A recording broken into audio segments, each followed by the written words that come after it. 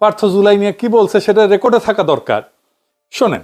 এবং আমি আপনাকে বলে দিচ্ছি, যদি জুলাই সনদের বিরুদ্ধে আমরা স্ট্যান্ড করি, এরা স্ট্যান্ড, আমাদের ঐক্য স্ট্যান্ড করে, আমি আন্দালিব রহমান পার্থ তার বিরুদ্ধে দাঁড়িয়ে কথা বলবো ইনশাআল্লাহ। তারেক রহমান নিজে হ্যাঁ ভোট দিতে বলছে গণভোটে। আপনাদের সকলকে অনুরোধ করব যে ধানের শীষে যেমন সিলটা দিবেন 12 তারিখে, একই সাথে আপনাকে যে দ্বিতীয় ব্যালট পেপারটি দিবে হ্যাঁ এবং না, সেখানে হায়ের পক্ষে দয়া করে আপনারা রায় দিবেন, মনে থাকবে তো? সালাউদ্দিন সাহেব বলছে জুলাই সনদের পক্ষে আমরা আছি। তো সেইটা তো আর নির্বাচিত হয় নাই, সেটা হচ্ছে জুলাই জাতীয় সনদের পক্ষে আছে কি নাই। তো জুলাই জাতীয় সনদের পক্ষে তো আমরা আছি, সারা জাতি আছে। শুনিছেন, রেকর্ড থাকলো। আমরা লক্ষ্য রাখবো কি করে বিএনপি রেজিম সংবিধান সংস্কার নিয়ে, জুলাই সনদের প্রতি তার কমিটমেন্টটা কতটুকু রাখে সেটা আমরা দেখব। তবে আজকের আলাপটা পার্থর বক্তৃতার অন্য কিছু অংশ নিয়ে, কারণ পার্থ এমন কিছু বলছে, আরো কিছু ওইটা বলতে যায় যেগুলো নিয়ে কিছু আলাপ আমাদের করতেই হবে। একটা জিনিস সত্য যে বিরোধী দল আর দেশের মানুষের মধ্যে একটা বড় অংশ বিএনপির জুলাই সনদের প্রতি কমিটমেন্টের প্রতি আস্থা পাইতেছে না। এইটা বিএনপিকে বুঝে দেখতে হবে যে কেন আস্থা পাইতেছে না। এটাও পার্থের বক্তব্যে আছে, কেন আস্থা পাইতেছে না এটা পার্থের বক্তব্যে আছে। শোনেন, পার্থ বলতেছে আপনারা কেন বিপ্লবী সরকার করলেন না। শোনেন, একদম রেসপেক্টের সাথেই বলি, আপনারা সেই সময় রেভলিউশনারি গভর্নমেন্ট করেন নাই কেন? নর্মাল গভর্নমেন্টে গেলেন কেন? ট্রানজিশনাল রেভলিউশনারি গভর্নমেন্ট করতেন। শুনিছেন পার্থ কেন বলতেছে আপনারা কেন করলেন না? মানে অন্তর্বর্তীকালীন সরকার কার পার্থ? এটা তো আপনার না, আপনারা ছিলেন না সেই সরকার তৈরির সময়।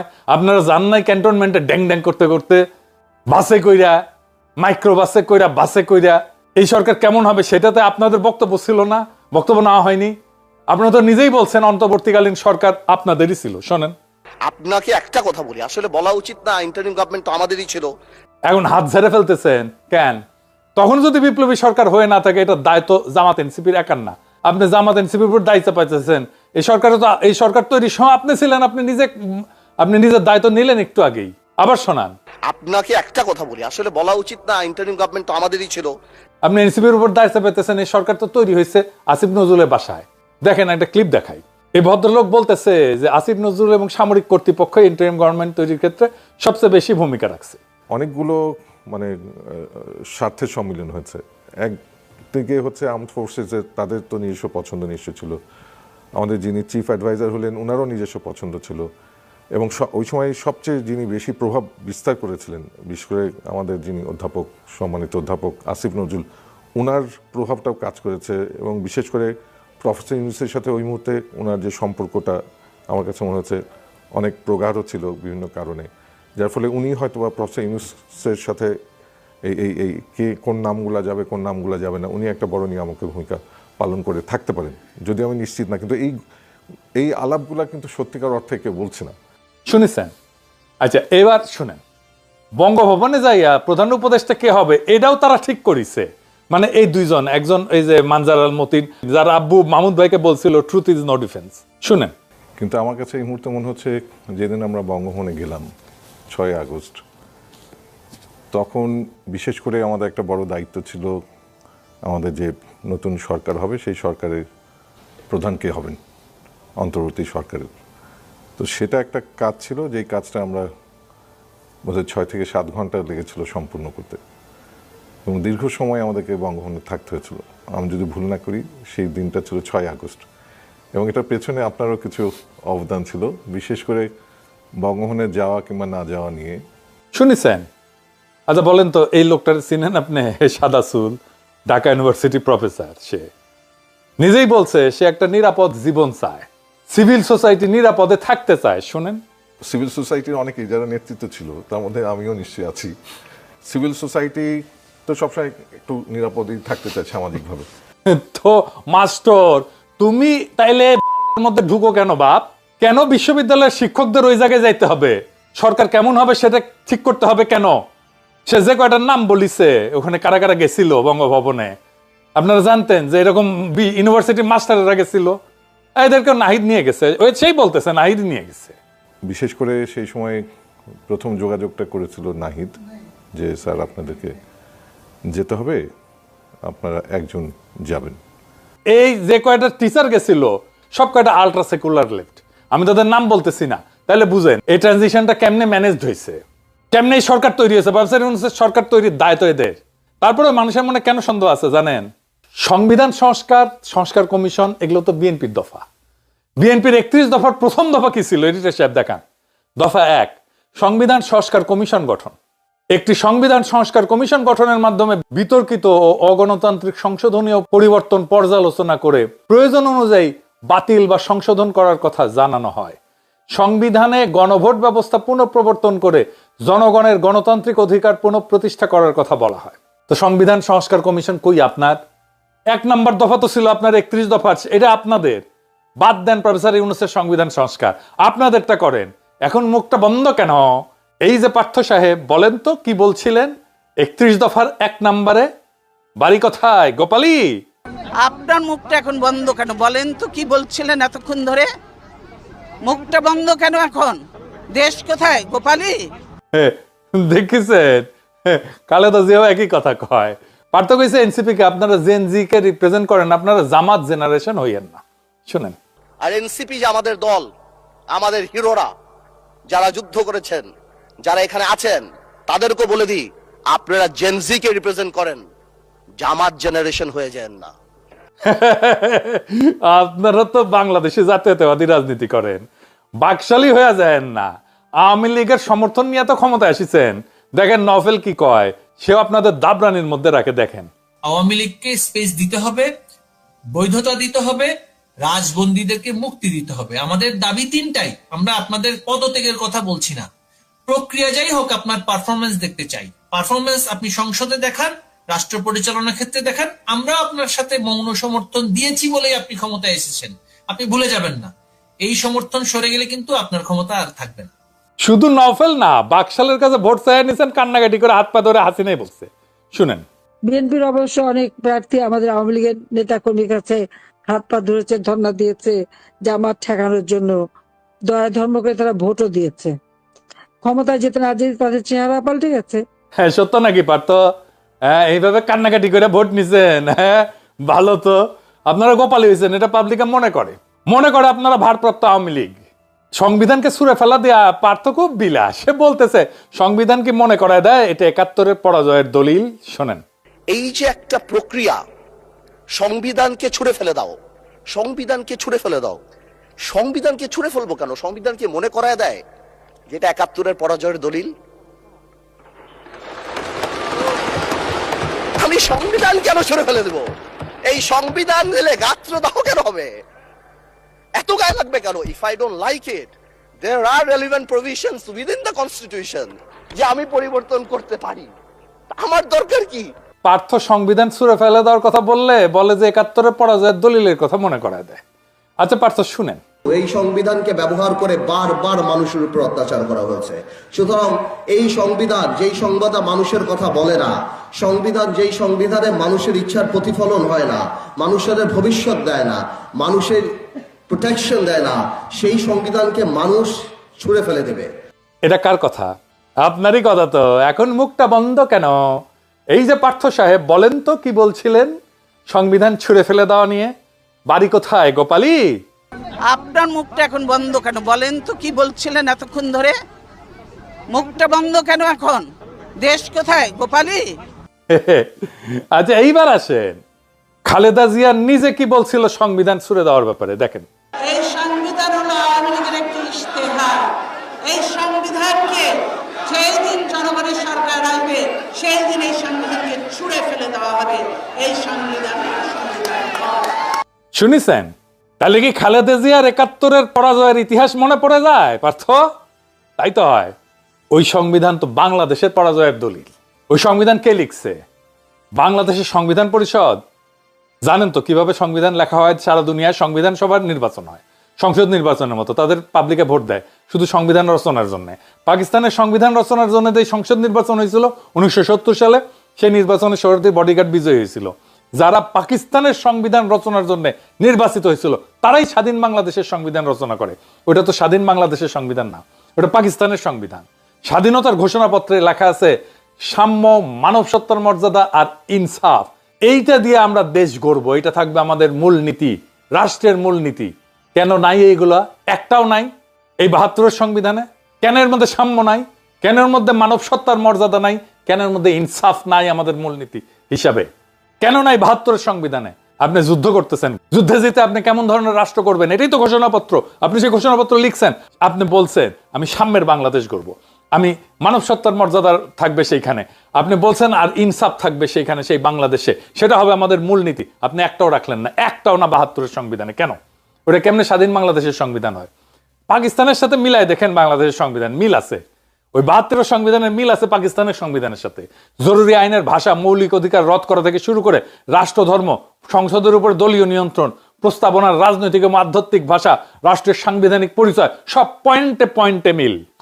আচ্ছা পার্থ, এই সংবিধান তো আপনার প্রিয় কোনো জিনিস ছিল না। আপনি তো ৭২ সংবিধান যে আওয়ামী লীগের রক্ষিতা ছিল সেটা তো আপনিও কইছিলেন। আপনি তো নিজেই বলছিলেন এই সংবিধানকে জনগণ ছুঁড়ে ফেলে দিবে। তা আপনি কেন এখন এটা নিয়ে দিওয়ানা হইলেন? শোনেন আপনি কি বলছিলেন। এই সংবিধানকে ব্যবহার করে বারবার মানুষের উপর অত্যাচার করা হয়েছে। সুতরাং এই সংবিধান যেই সংবিধান মানুষের কথা বলে না, সংবিধান যেই সংবিধানে মানুষের ইচ্ছার প্রতিফলন হয় না, মানুষের ভবিষ্যৎ দেয় না, মানুষের প্রোটেকশন দেয় না, সেই সংবিধানকে মানুষ ছুঁড়ে ফেলে দেবে। শুনেছেন পার্থ কি কইছিলেন? এবার সংসদে কি কইছে পার্থ, এডিটর সাহেব আবার শোনান। এই যে একটা প্রক্রিয়া, সংবিধানকে ছুঁড়ে ফেলে দাও, সংবিধানকে ছুঁড়ে ফেলে দাও। সংবিধানকে ছুঁড়ে ফেলবো কেন? সংবিধানকে মনে করায় দেয় যেটা ৭১-এর পরাজয়ের দলিল। আমি সংবিধান কেন ছুঁড়ে ফেলে দেব? এই সংবিধান দিলে গাত্রদাহ কেন হবে?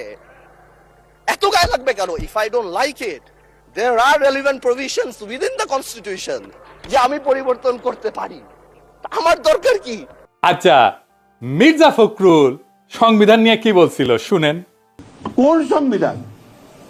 এটা আওয়ামী লীগের তৈরি করা সংবিধান, তার নিজের স্বার্থে, দলের জন্য। এই সংবিধানকে কেটে আর 1/3 তারা করেছে শুধু একজন ব্যক্তির জন্য, এবং যেখানে কোনো প্রশ্ন করা যাবে না, কারণ করছেন, এবং এটা কোনোদিনই নাকি পরিবর্তন করা যাবে না। সংবিধান তো মানুষের জন্য, সংবিধান তো কোনো ব্যক্তির জন্য নয়। সেই মানুষের সংবিধান তারা নষ্ট করে ফেলেছে। শুনেছেন, মানে এদের কথার কোনো ঠিক নাই। যখন যেটা পছন্দ, যখন যেটা কাজে লাগে সেটাই বলে, আর খালি মিছা কথা বলে, কথা ঘুরায়। এই জন্যে এদেরকে বিশ্বাস করে না, ইচ্ছা মতো এটা কথা ঘুরায়। আগে এক কথা বলে, তারপরে আবার চোখ উল্টে দেয়। এরা সবসময় চোখ উল্টায়, এরা হইতেছে চোখ উল্টানো পার্টি, বুঝিস? আবার পার্থ কারে যেন উদ্দেশ্য করে কইছে, আপনারা 6 বলে 12 রান করেছেন, আর আমরা এর আগে 300 রান করেছি। শুনেন, আপনারা 6 বলে 12 রান করেছেন, কিন্তু এর আগের 300 রান আমরা সবাই মিলে করেছি। শুনেছেন? আপনারা তো এই ভিডিওটা দেখেছেন, বিএনপি নেতার স্লোগান দিতে দিতে দৌড় দেওয়া। এটা সাহেব দেখান আবার।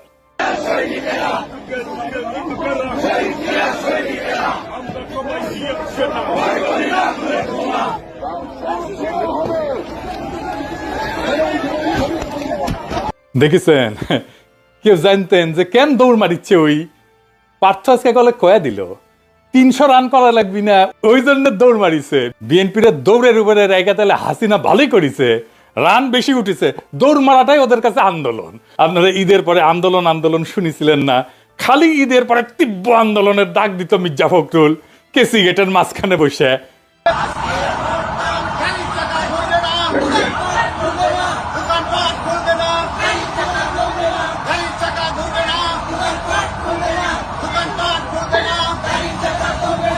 এইটা হইতেছে দৌড়ানির আন্দোলন, রাস্তায় নামে মারতো দৌড়। 17 বছর এই আন্দোলন করে যে কিছু করতে পারে নাই, সেটা পার্থ নিজের মুখে বলেছিল। শোনেন, এবং তরুণ প্রজন্মের একটি বড় অংশ তারা কিন্তু এই পরিবর্তনের জন্য ভূমিকা রেখেছে। তাদের উদ্দেশ্যে আপনার কি বলা থাকবে, এবং তাদের জন্য আপনার চ্যাম্পিয়ন তারা তো এত, তাদের এই রক্তের উপরে দিয়েই তো আজকে আমরা এই স্বপ্ন দেখছি। আমরা যেখানে 17 বছর আন্দোলন করে কাঙ্ক্ষিত লক্ষ্যে পৌঁছাতে পারিনি, সেই জিনিসটা তারা করেছে, এবং এই কারণে জাতি সবসময় তাদেরকে স্মরণ রাখবে। এবং আমরাও আমাদের জায়গা থেকে তাদের পাশে দাঁড়িয়েছি, তার কারণে আমরা কারাবরণ করেছি, আজকে বের হয়ে আসছি।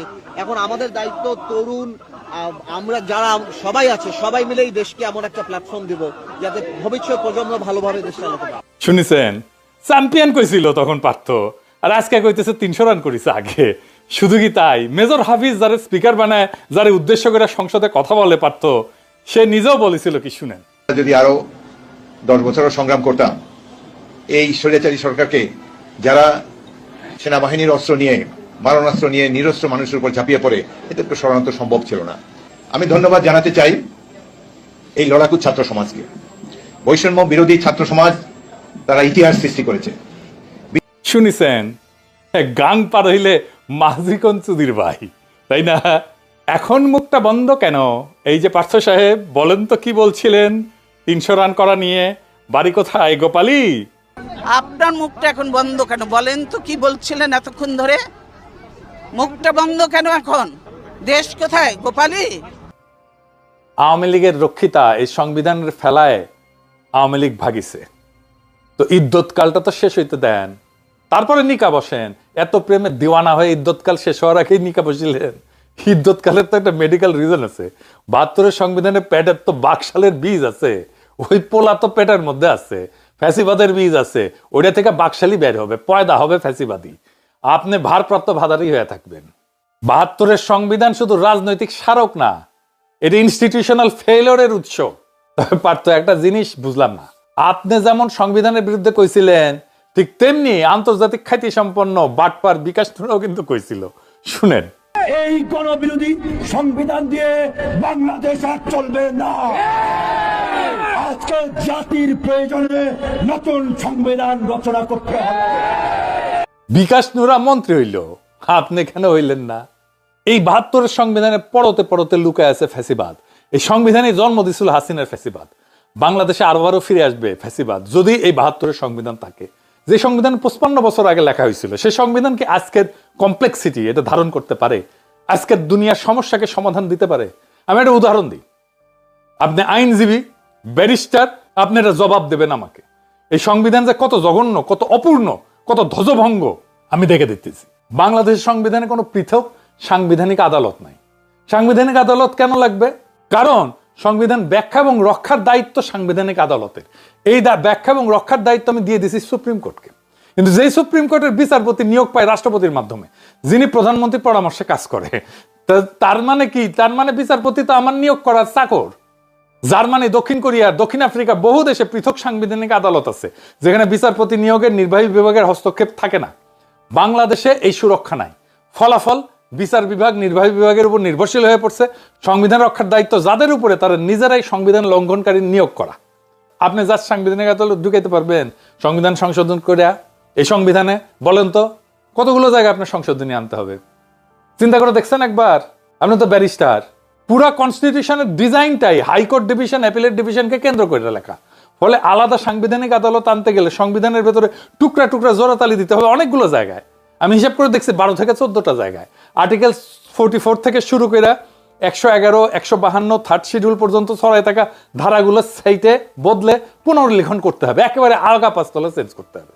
আর্টিকেল 44 বদলাইতে হবে, 94 বদলাইতে হবে, আর্টিকেল 95 বদলাইতে হবে, আর্টিকেল 96 বদলাইতে হবে, আর্টিকেল 104 বদলাইতে হবে, 105 বদলাইতে হবে, 6 বদলাইতে হবে, আর্টিকেল 98 বদলাইতে হবে, আর্টিকেল 101 বদলাইতে হবে, 102 বদলাইতে হবে, প্রায় নতুন করে লিখতে হবে আর্টিকেল 103, 104, 105, 106, 107, 108, 109, 110, 111 এগুলো সব বদলাইতে হবে। আর্টিকেল 152 বদলাইতে হবে, থার্ড শিডিউল হাত দিতে হবে। আর্টিকেল 148 পুরো আবার পুনর্লিখন করতে হবে, পুরো প্রথম আগা পাঁচতলা। 12টা থেকে 14টা মূল অনুচ্ছেদকে আমূল বদলাইতে হবে। এর চেয়ে নতুন সংবিধান লেখা সহজ নাকি? বলবেন এখন সাংবিধানিক আদালতের দরকার নাই? আপনারা বলেন সংসদ মহান, সংসদ সার্বভৌম। না, সংবিধান ব্যাখ্যা আর রক্ষা করার দায়িত্ব সুপ্রিম কোর্টের। আপনার কিসের সার্বভৌম? বাংলাদেশে তো জুডিশিয়াল অটোক্রেসি আছে সব সময়, সবার উপরে আদালত, অনির্বাচিত বিচারকদের রাহাজানি চলে সব সময় সংবিধানের উপরে। কথা খুব সোজা, যে সংবিধান বারবার স্বৈরতন্ত্রের জন্ম দেয়, যে কাঠামো ফ্যাসিবাদ থাকিতে পারে না, যে ব্যবস্থায় জনগণের ভোটের উপরে দল, দলের উপরে নেতা, আর নেতার উপরে আর কেউ থাকে না, সেই ব্যবস্থা রক্ষা করাকে আমি কোনো প্রজ্ঞা বলে মনে করি না, কাপুরুষতা বলে মনে করি, প্রতারণা বলে মনে করি। আজ যারা 72 সংবিধানের প্রেমে হাবুডুবু খাইতেছেন, তাদের মনে রাখা দরকার এই সংবিধান কোনো পবিত্র ধর্মগ্রন্থ না, এইটা একটা রাজনৈতিক দলিল। আর জনগণ চাইলে রাজনৈতিক দলিল বদলায়, ছুঁড়ে ফেলে, নতুন করে লেখে। তাই প্রশ্ন একটাই বিএনপিকে, আপনারা কি মৃত কাঠামোর পাহারাদার হয়ে থাকবেন নাকি সত্যিকারের নতুন বাংলাদেশের ভিত্তি লিখবেন? কারণ জোরাতালি দিয়ে রাষ্ট্র বাঁচে না।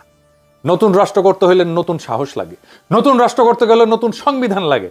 ৭২-এর সংবিধান ১৯৭৩ থেকে শুরু করে ২০২৬-এর বাংলাদেশি উপহার দেবে আপনাদেরকে। আবার একই জিনিস ঘটবে, সংবিধানই তো রাষ্ট্র বানায়। আপনাদের আগের সংবিধান রাখছেন, তাহলে এই আগের রাষ্ট্রও থাকবে। আগামীর বাংলাদেশ আর বানাইতে পারবেন না। আমরা নতুন সংবিধান লিখব, আজ বা কাল, একদিন না হয় আর একদিন। নতুন সংবিধান ছাড়া বাংলাদেশ আজাদ হবে না, বাংলাদেশের মানুষের আজাদি আসবে না। আমাদের আজাদ হওয়া দরকার।